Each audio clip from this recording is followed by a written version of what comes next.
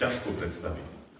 Máme jedného Boha, ale hovoríme o troch, ale pritom veríme v jedného Boha, ale zároveň si rozdeľujeme nejak tú pôsobnosť alebo tie úlohy. No, ťažko si to predstaviť a ťažko aj o tom hovoriť. A to z jedného dôvodu, že v Biblii nikde nie je napísané, že Svätá Trojica je toto, dvojbodka. A teraz by tam bolo jasné vysvetlenie, nespochybniteľné. Žiaľ, také v Biblii nenájdeme. Ale nájdeme tam mnoho iných textov a príbehov, ktoré to naznačujú, že Boha spoznávame v tej Trojici a že stále je vlastne iba jeden. A ja som dnes vybral príbeh z prvej knihy Mojžišovej z 18. kapitoly, kde čítame nasledovne. Keď Abraham sedel pri vchode do svojho stanu pri Mamre vo duboch, za najväčšej páľavy dňa sa mu zjavil Hospodin. Pozrel sa a nedaleko seba videl stáť troch mužov. Len čo ich zbadal, bežal im v ústrety od vchodu svojho stanu a poklonil sa im až po zem. Povedal: Páne, ak som získal u teba priazeň, neobíď svojho služobníka. Dám priniesť trochu vody, umyjete si nohy a odpočiniete si pod stromom. Donesiem kus chleba, posilnite sa a pôjdete ďalej. Veď preto ste zabočili k svojmu služobníkovi. Oni odpovedali: Urob ako vraví. Abraham sa ponáhľal do stanu k Sáre a povedal: Rýchlo zamiesť z troch sejí jemnej múky a upeč posúchy. Potom Abraham sám zabehol k stádu, vybral pekné mladé tela, dal ho sluhovi a ten sa poponáhľal pripraviť ho. Vzal čerstvé maslo, mlieko, pripravené tela a predložil im to. Kým jedli, on stál pri nich pod stromom. Spýtali sa ho: Kde je tvoja manželka Sára? Odpovedal: Tu, v stane. Hospodin povedal: O rok, o takomto čase sa vrátim tebe a tvoja manželka Sára bude mať syna. Sára počúvala za vchodom do stanu. Abraham a Sára boli starí, mali vysoký vek a Sára už bola dávno po prechode. Preto sa Sára v duchu zasmiala a povedala si: Teraz, keď som už stará, mám myslieť na rozkoš? Aj môj pán je starec. Hospodin povedal Abrahamovi: Prečo sa Sára smeje a myslí si, či by som naozaj mohla porodiť, keď som zostarla? Je azda Hospodinovi niečo nemožné? O rok, o takomto čase sa vrátim tebe a Sára bude mať syna. Sára však zapierala a povedala: Nesmiala som sa, bála sa totiž. Hospodin jej povedal: Určite si sa smiala. Odtiaľ sa muži odobrali a zamierili k Sodome. Abraham ich šiel odprevadiť. Toľko je slov písma svätého. Milí priatelia, sestry, milí priatelia, tento príbeh tvorí úvod k Sodome a Gomore. Ten príbeh dobre poznáme, hej, zničenie Sodomy a Gomory, lebo tam boli bezbožní ľudia, tak Pán Boh ich ohňom a sírov zničil. A toto sa stalo vlastne tesne predtým, že Abraham dostáva návštevu a v našich Bibliách máme napísané, že nové zasľúbenie o Izákovi. A hneď na úvod musím povedať, že mnoho múdrych ľudí vymyslelo mnoho prístupov, ako sa s týmto príbehom vysporiadať, ako ho vykladať a čo v ňom máme vidieť. Dokonca aj v Biblii máme jednu odvolávku naň. V liste Židom totižto autor píše: A buďte vo spolok pohostinní, pretože niektorí svojou pohostinnosťou nevedomky uhostili aj anielov. Tu sa myslím na tento príbeh, a teda on to vykladá tak, že tí traja mužovia, ktorí tam prišli, že to boli anieli. Ja by som sa rád držal toho, čo tam je napísané, textu ako takého, a tam máme jasne napísané, že Abrahama navštívil Hospodin. Abrahama navštevuje Boh. Abraham zažíva tú Božiu návštevu.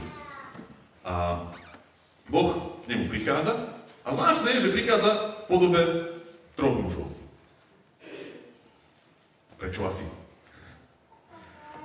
A ešte zvláštnejšie je, že keď Abraham pribehne k ním, tak tých troch pútnikov, týchto troch mužov oslovuje Páne v jednotnom čísle. Vidíme tam: Len čo ich zbadal, bežal im v ústrety od vchodu svojho stanu, poklonil sa im až po zem a povedal: Páne, ak som získal u teba priazeň, neobíď svojho služobníka. Nehovorí, že Páni, ak som získal u vás priazeň. A zároveň tu máme: vzal čerstvé maslo, mlieko, pripravené tela a predložil im to. Čiže boli tam traja návštevníci a Abraham týchto troch dohromady oslovuje Pane. Čiže traja putníci vystupujú ako jedna bytosť. Ja som si to pozeral aj do toho originálneho hebrejského textu a nie je to preklad. Je to tak správne. Tak to má byť. A je to niečo podobné, keď čítame pri stvorení sveta, že Pán Boh hovorí, urobme človeka na svoj obraz a na našu podobu. Jeden Boh hovorí o sebe v množnom čísle. Boh je jeden. Je to správne. Abraham ho správne oslovuje. Je jeden, jediný a jedinečný. Avšak my ho zažívame a spoznávame v troch osobách, alebo ak chcete v troch podobách, v troch formách.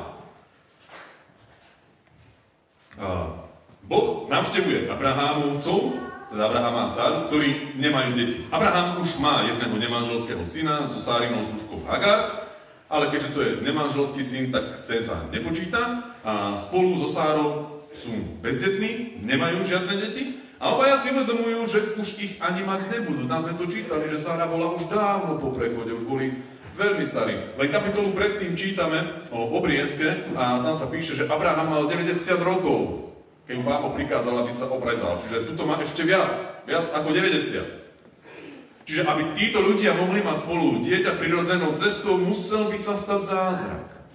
A to nie hociaký zázrak. Musel by sa stať stvoriteľský zázrak. Je jazda niečo Bohu nemožné? A práve tento stvoriteľský zázrak je dôvodom tej Božej návštevy. Prečo Pán Boh Abrahamovi prichádza.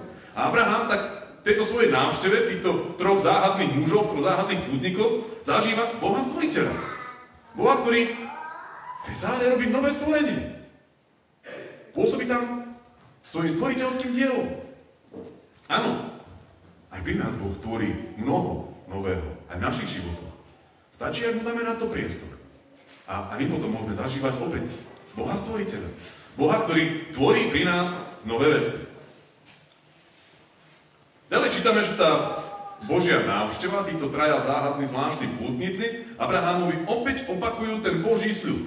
Abraham to počúva celý život. Od svojho mladého veku, mladého, má tedy 40 rokov, keď sa mu prvýkrát Pán Boh zjavil a oslovil ho, že Abraham, vysťahuj sa z chaldejského Úru, dám ti dedičstvo, dobrú zem, zasľúbenú zem a budeš mať veľa potomkov. Keďže prvýkrát tedy počuje o tom, že on bude mať nejakých potomkov v 40-ke. Teraz má 90 a stále nič. Medzi tým veľakrát mu to Pán Boh zopakoval. Pozýva ho, keď v noci Abraham spí, tak mu hovorí, Abraham, poď von, pozri sa na nebo, spočítaj tie hviezdy, koľko tam vidíš hviezd, toľko budeš mať potomkov. Potom pri tej obriezke mu hovorí, že ty a všetci tvoji potomkovia budete na zmluvu so mnou obrezaní na tele. Abraham dôveruje Bohu. Ale tento sľub sa nesplnil. A to je tvrdá realita, s ktorou sa Abraham musí vyrovnať. Pán Boh mu toho sľúbil veľa a aj splnil veľa. Viedol ho celou cestou, staral sa o neho, doviedol ho do tej zasľúbenej zeme, do dobrej zeme, ale tento sľub sa akosi neplnil. A preto sa Abraham a Sára trápia. V tej dobe totižto, keď zostal niekto bezdetný, tak to bola veľká hanba, bolo to prejav Božieho trestu. Takíto ľudia mnohokrát ani nechceli chodiť do spoločenstva, alebo dobre, Abraham bol pútnikom, nemal veľké spoločenstvo, mal spoločenstvo so svojou ženou a s nejakými sluhami, ktorých mal. Ale aj napriek tomu všetci tí okolo neho, tí sluhovia, v princípe asi poza chrbát ukazovali prstom, že tuto Abraham a Sára, že tam niečo nie je v poriadku, tam je nejaký kostlivec skrini zabudnutý, tam sa niečo udialo, keď Pán Boh ich takto trestá, že oni nemajú deti. A toto ich zožiere. A okrem toho Abraham sa ešte musí vyrovnať s ďalšou vecou. Abraham zistil, že Pán Boh plní svoje sľuby. Až na tento jeden. A čo to znamená? Že by Pán Boh nebol dostatočne mocný na to, aby splnil ten sľub, ktorý dal. Alebo že by si Pán Boh robil z Abrahama srandu, že slúbil mu niečo, čo nesplní. Že Abraham zažíval určité pochybnosti vo svojej viere. Preto, lebo tento sľub sa neplní. A zrazu však pri tejto návšteve tento sľub dostáva konkrétnu podobu. Už to nie je len sľub nejaký, že Abraham, ty raz budeš mať deti, ale konkrétne mu hovorí, takto o rok sa vrátim. Čiže už to je niečo hmatateľné, konkrétne, že už je to tu, ten čas nastal, teraz o rok budem mať syna. Hospodin mu povedal, o rok, o takomto čase sa vrátim k tebe a tvoja manželka Sára bude mať syna. A Hospodin povedal, o rok o takomto čase sa vrátim a Sára bude mať syna. Dvakrát to tam zdôrazňuje. Čiže v tejto Božej návšteve týchto troch záhadných mužov Abraham zažíva vykupiteľa, záchrancu. Boh ho vykupuje, zachraňuje z tej hanby, zachraňuje ho z pochybnosti, vytrhuje ho z toho bremena, odstraňuje to bremeno, ktoré si Abraham nese, to bremeno pochybností, všetko to, ako na neho ukazujú a hovoria o tom kostlivcovi v skrini. Pán Boh to zrazu berie od neho preč.